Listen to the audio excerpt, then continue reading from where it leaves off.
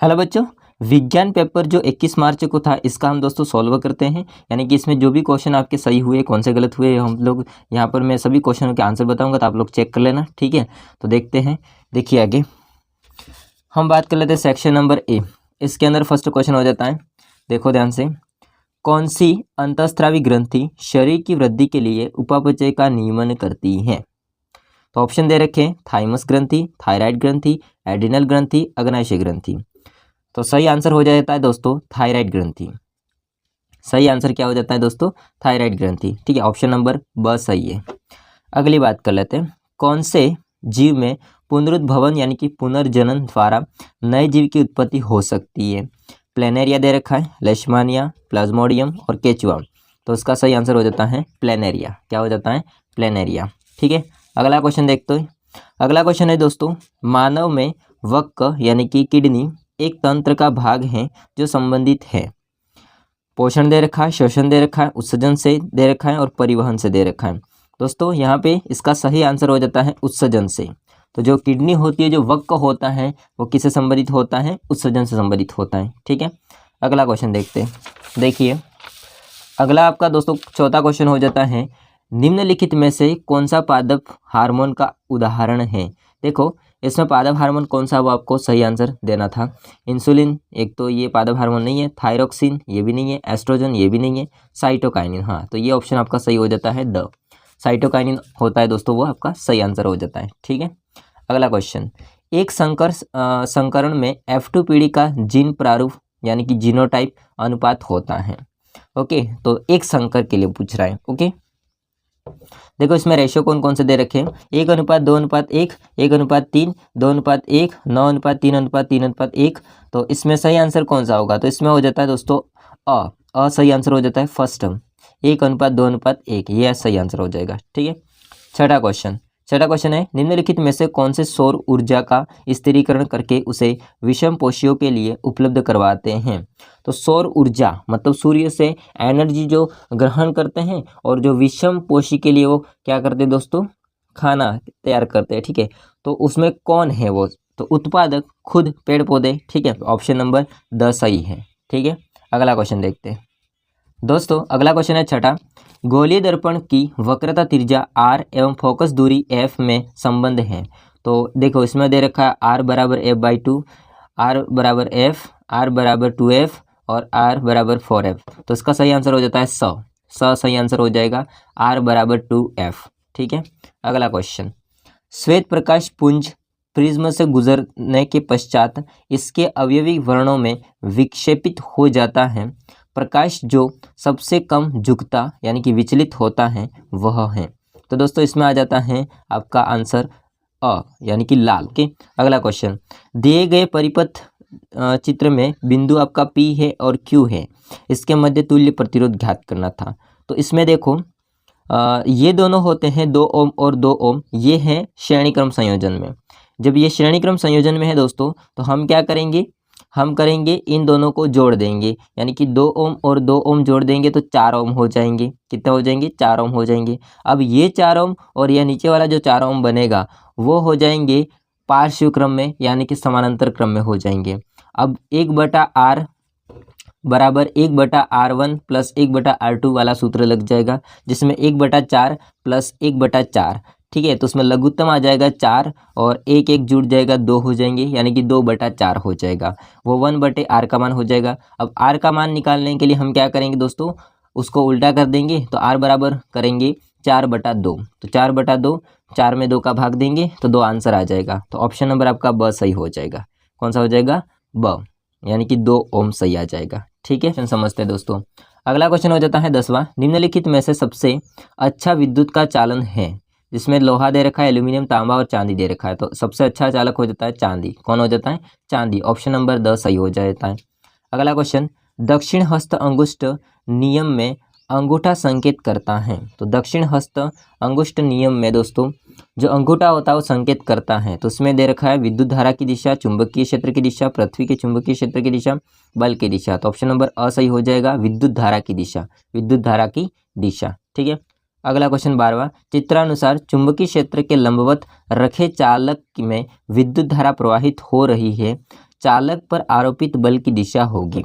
तो दोस्तों ये कागज में भीतर की ओर जाते हुए, ये इसका आंसर हो जाता है, ऑप्शन नंबर द सही हो जाएगा। ठीक बात है, ओके। अगला क्वेश्चन हम लोग समझते हैं दोस्तों। अगला क्वेश्चन हो जाता है 13वां। जिंक और तनु सल्फ्यूरिक अम्ल के मध्य अभिक्रिया से उत्पन्न गैस है।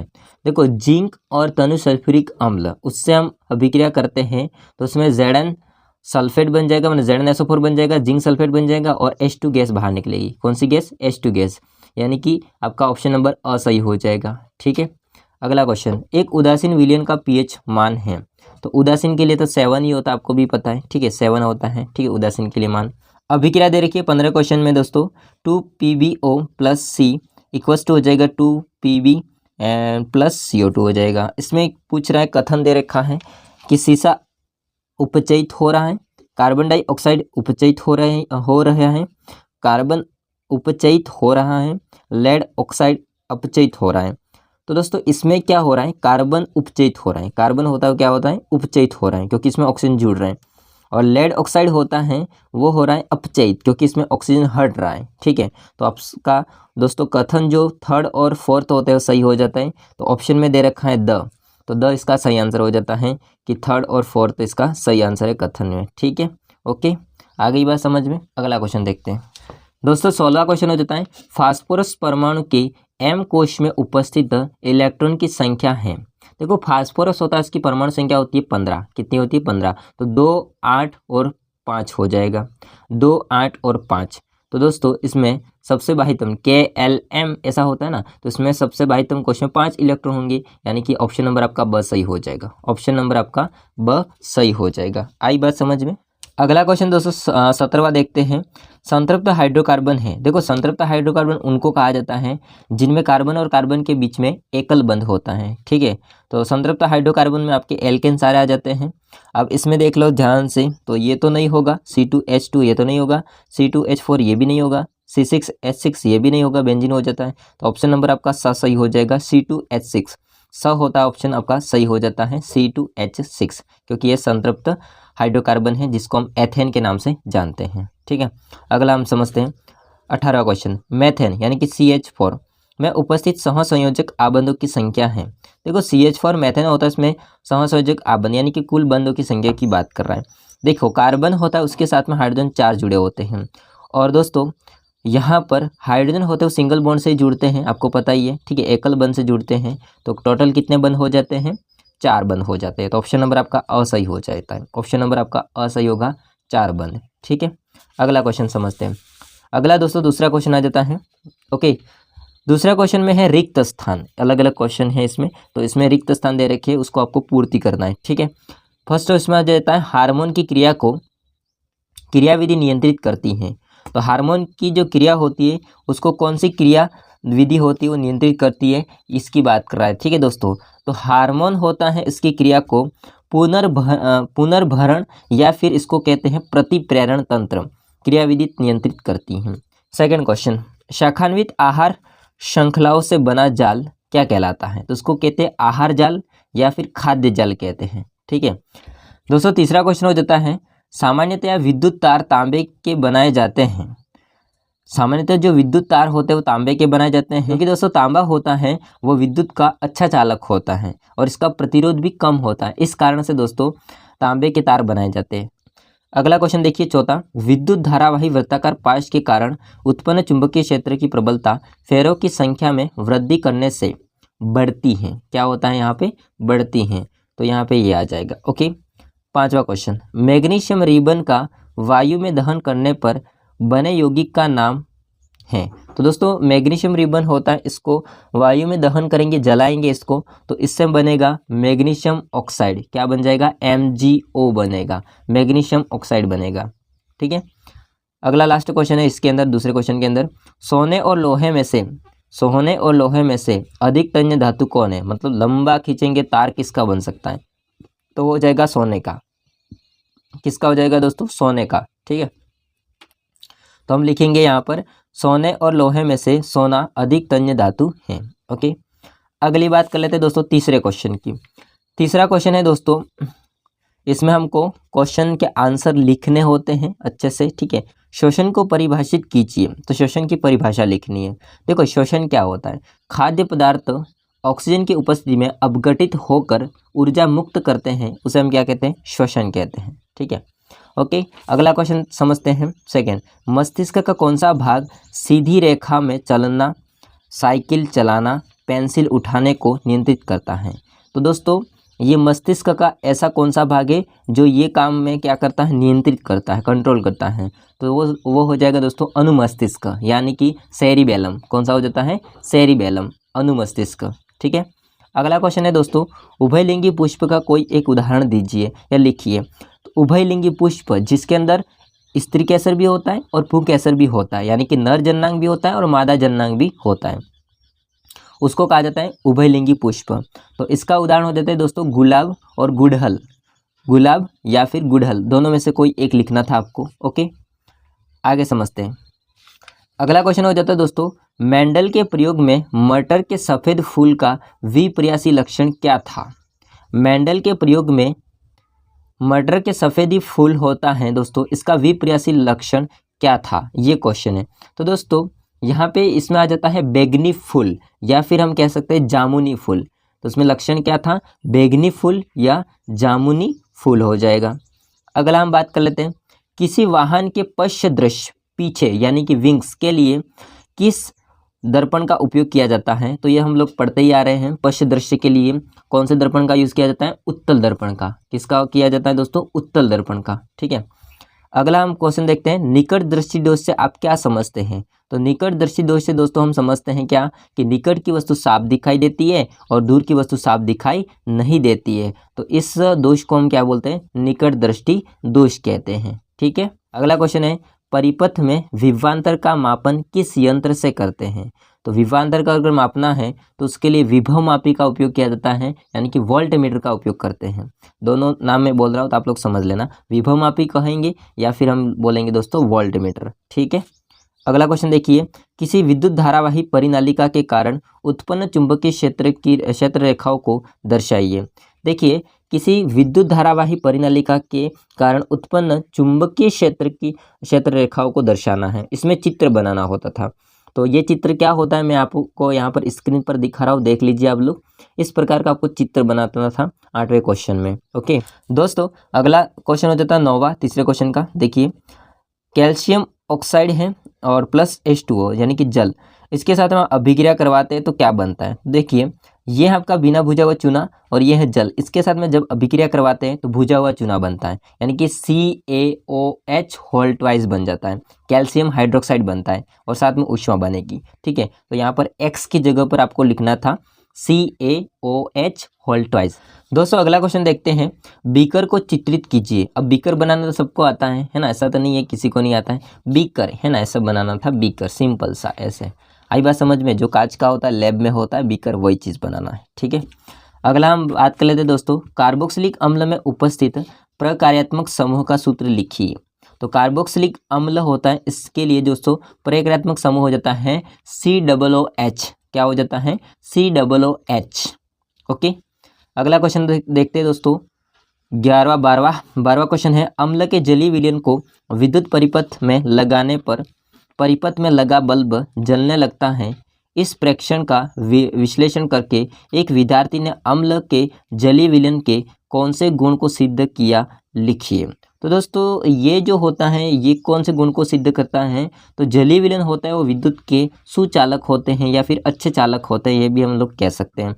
तो हम लिखेंगे अम्ल का जलीय विलयन, अम्ल होता है इसका जलीय विलयन होता है वो विद्युत का सुचालक होता है, ये हम लोग सिद्ध करेंगे। ठीक है।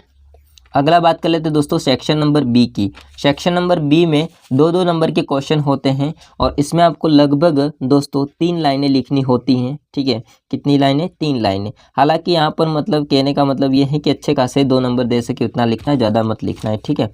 पूरा भर के नहीं लिखना चाहिए, थोड़ा मतलब जितने नंबर के क्वेश्चन हैं या जिस टाइप से क्वेश्चन पूछे जाते हैं उतना ही लिखना है, क्योंकि बाकी भी क्वेश्चन होते हैं इसमें टाइम वेस्ट होता है। ये हालांकि आपने पेपर कर लिया है, हम तो सॉल्यूशन देख रहे हैं केवल। देखिए, इसमें चौथा क्वेश्चन है, वायवीय तथा अवायवीय श्वसन में अंतर लिखिए।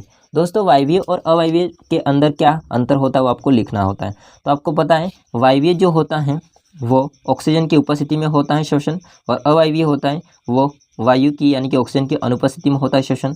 वायवीय के अंदर दोस्तों खाद्य पदार्थ या फिर हम कह सकते हैं ग्लूकोज का पूर्ण तरह से अपघटन होता है, और अवायवीय के अंदर ग्लूकोज का पूर्ण अपघटन नहीं होता है। वायवीय जो होता है दोस्तों, ये इसका अंतिम उत्पाद बनता है कार्बन डाइऑक्साइड और जल बनता है, लेकिन अवायवीय श्वसन होता है उसमें अंतिम उत्पाद या जो बाद में उत्पाद बनेगा उसमें लैक्टिक अम्ल और एल्कोहल बनेगा दोस्तों, साथ में CO2 भी बनती है इसके अंदर। ठीक है, आगे हम बात कर लेते हैं वायवीय श्वसन की। तो वायवीय श्वसन होता है इसमें अधिक ऊर्जा मुक्त होती है, लेकिन अवायवीय श्वसन में कम ऊर्जा मुक्त होती है। मैं यहाँ पर स्क्रीन पर लगा दूंगा, आप लोग देख लेना। हालांकि इसके अंदर जो जो बातें मैं बोल रहा हूँ वो हैं, और नहीं है तो आप लोग सुन लेना या फिर लिख लेना, ठीक है, जैसे मैं बोल रहा हूँ वैसे। और दोस्तों वायवीय श्वसन होता है वो माइटोकॉन्ड्रिया में होता है, लेकिन अवायवीय श्वसन साइटोप्लाज्म में होता है, यानी कि कोशिका द्रव्य में होता है। ठीक है, अगले हम बात कर लेते हैं क्वेश्चन नंबर 5 की। पादपों में प्रकाशानुवर्तन गतियों को समझाइए। तो पादप के अंदर प्रकाशानुवर्तन गतियाँ क्या होती है उसको आपको समझाना था। यानी कि देखिए, पादप में जो पादप होता है वो प्रकाश की ओर बढ़ने लगता है, प्रकाश की दिशा की ओर बढ़ने लगता है। इस चीज़ को बोलते हैं प्रकाशानुवर्तन। क्या बोलते हैं? प्रकाशानुवर्तन। तो दोस्तों पादप के अंदर प्रकाश की ओर गति होती है, और इसमें दोस्तों ऑक्सिन नामक हार्मोन होता है, इसके कारण से ये चीज़ होती है। किसके कारण से होती है? ऑक्सिन नामक हार्मोन के कारण से होती है।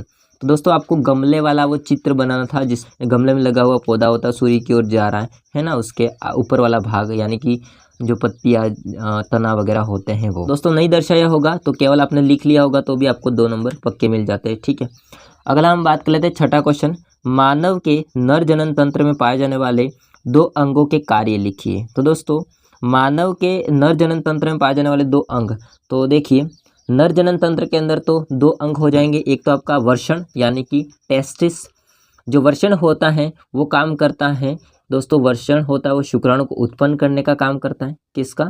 शुक्राणु बनाने का काम करता है।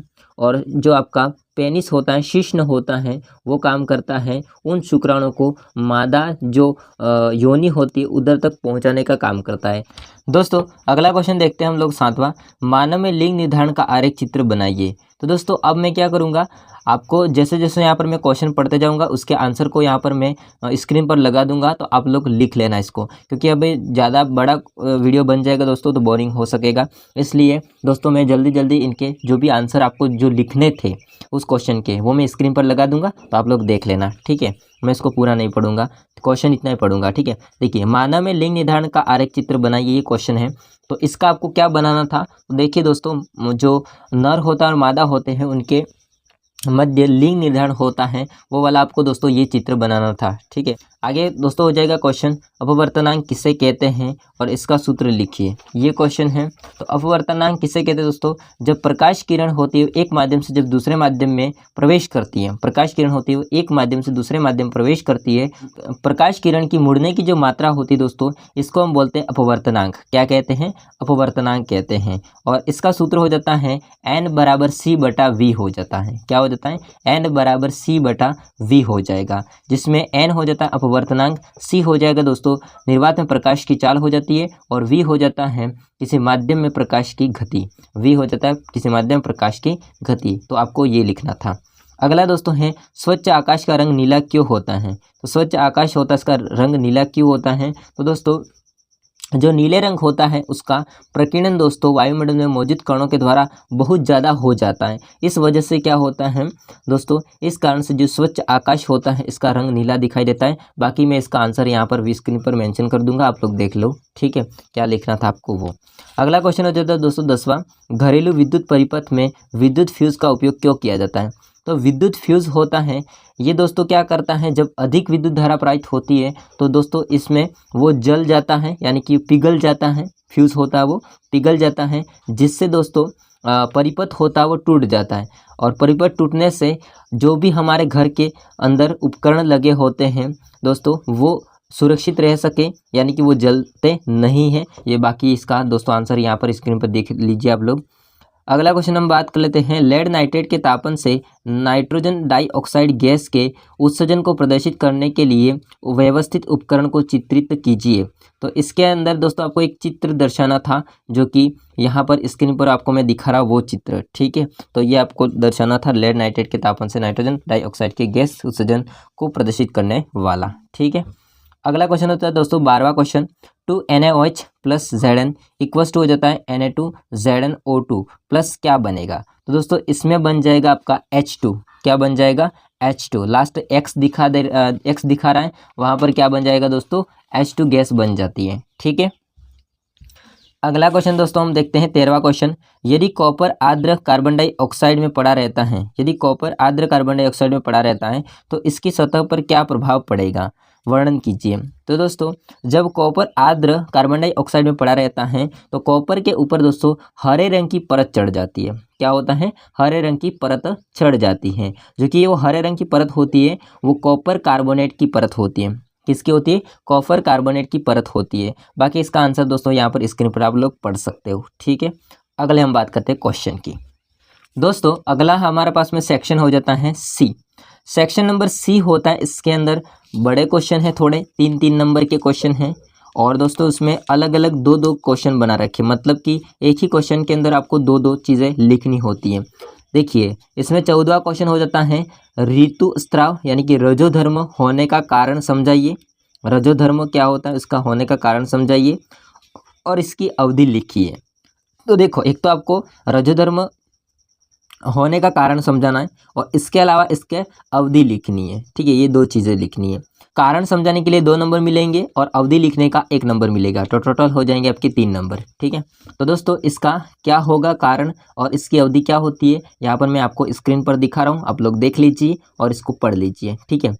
अगला इसी के अंदर और अथवा में दे रखा है दोस्तों क्वेश्चन। अब यहाँ पर समझने की बात यह है कि 14 में अथवा में क्वेश्चन दे रखे हैं।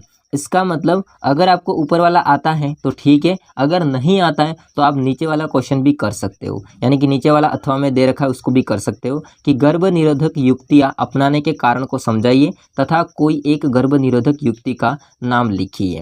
तो एक तो गर्भ निरोधक युक्तियाँ अपनाने का कारण समझाना था और एक गर्भ निरोधक युक्ति का नाम लिखना था, ओके।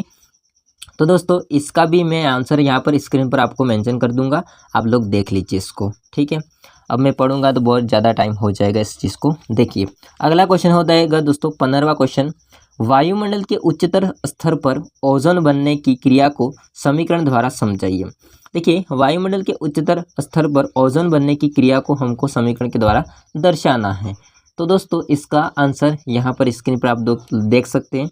इसमें ओजोन कैसे बनती है ये चीज़ समीकरण के द्वारा इसको दर्शाना है, ओके। और दोस्तों 15वें में भी अथवा में क्वेश्चन दे रखा है, अगर आपको ऊपर वाला आता है ठीक है, नहीं आता नीचे वाला भी कर सकते हैं कि वायुमंडल में ओजोन की मात्रा में गिरावट का एक मुख्य कारक किस रसायन को माना गया है और वह इसकी रोकथाम के लिए क्या कदम उठाया गया था। देखिए ओजोन की मात्रा में गिरावट इसका मुख्य कारक किस रसायन को किया गया बताया गया है, मतलब CFC वगैरह हो जाएगा इसका आंसर वगैरह। तो इसके रोकथाम के लिए क्या कदम उठाया गया था पहले, वो आपको दोस्तों यहाँ पर लिखना है। तो इसका भी आंसर है, आप स्क्रीन पर देख सकते हो, ठीक है, डिटेल में लिखा हुआ है, ओके। अगला क्वेश्चन है दोस्तों 16वां क्वेश्चन। 16वां क्वेश्चन हो जाएगा दोस्तों, ओम का नियम लिखिए। प्रतिरोध को परिभाषित करना है, परिभाषा लिखनी है प्रतिरोध की और इसका SI मात्रक लिखना है। साथ में नाइक्रोम तार के लिए विभवांतर और धारा के मध्य ग्राफ को खींचना है, यानी कि हमको नाइक्रोम और के तार के लिए जो विभवांतर और धारा होती है उसके बीच में जो ग्राफ दिया गया था ओम के नियम में, वो दोस्तों हमको बनाना है। तो पहला काम है ओम का नियम लिख दीजिए, सेकंड काम है प्रतिरोध की डेफिनेशन लिखना है, थर्ड काम है आपका SI मात्रक लिख लेना है प्रतिरोध का और फिर ग्राफ बना देना है, ठीक है। तो दोस्तों यहाँ पर इस क्वेश्चन का आंसर भी आप स्क्रीन पर देख सकते हो, ठीक है। बाकी इसमें दोस्तों ओम के नियम का सूत्र हो जाता है V बराबर IR। क्या सूत्र हो जाता है? V बराबर IR हो जाएगा ओम का सूत्र। दोस्तों 16वें क्वेश्चन में भी अथवा में क्वेश्चन दे रखा है। अगर आपको आता है ठीक है, ये ओम वाला नियम वाला आता है तो ठीक है, अगर नहीं आता है तो आप इसमें अथवा वाला क्वेश्चन भी कर सकते हो। अथवा वाला क्वेश्चन हो जाएगा ये वाला, देखिए ध्यान से। विद्युत धारा का तापीय प्रभाव क्या है? किसी प्रतिरोधक में उत्पन्न होने वाली ऊष्मा किन कारकों पर निर्भर करती है? ओम के नियम के अध्ययन के लिए परिपथ चित्र बनाइए। ठीक है, तो इसमें आपको एक विद्युत धारा का तापीय प्रभाव क्या होता है इसके बारे में लिखना है। साथ में प्रतिरोध में उत्पन्न होने वाली ऊष्मा होती है वो किन कारकों पर डिपेंड करती है वो आपको बताना है। साथ में दोस्तों यहाँ पर ओम के नियम के अध्ययन के लिए जो परिपथ चित्र होता है उसको बनाना होता है। ठीक है, तो दोस्तों ये क्वेश्चन था अथवा में। अगर आता है तो ठीक है, नहीं आता तो आपको आगे वाला ओम वाला ही करना है। ठीक है, 17वां क्वेश्चन हो जाता है दोस्तों, क्लोर क्षार प्रक्रिया को समझाइए और इसमें निहित रासायनिक समीकरण लिखिए।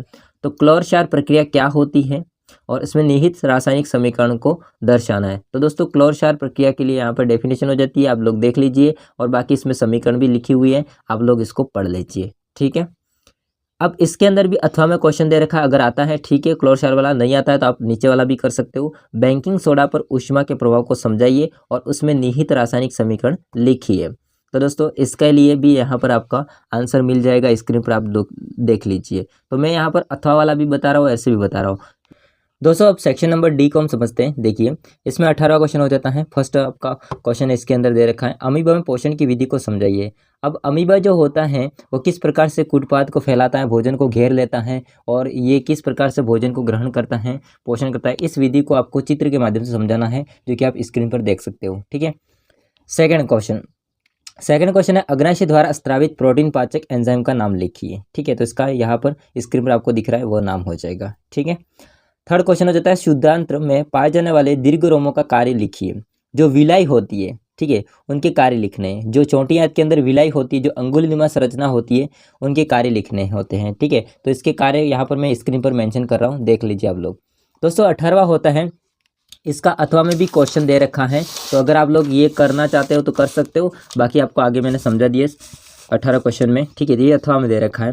पैरामीशियम में पोषण की विधि, कभी कभी कोई बच्चे ये भी कर लेते हैं, कभी आगे वाला भी किया, तो जिसने जो मर्जी हो कर सकते हो आप लोग। अथवा में क्वेश्चन है तो पैरामीशियम में पोषण की विधि को समझाइए। मानव में जठर ग्रंथि द्वारा स्रावित प्रोटीन पाचक एंजाइम का नाम लिखिए, और बाघ की शुद्धांत की लंबाई कम क्यों होती है, कारण स्पष्ट करना है। ठीक है, जो बाघ होता है उसकी चोटियाँ होता है, उसकी लंबाई कम क्यों होती है, इसका कारण बताना है। ठीक है, तो इसके तीनों के आंसर होते हुए मैं यहाँ पर मेंशन कर दूंगा। ओके, देख लीजिए आप लोग।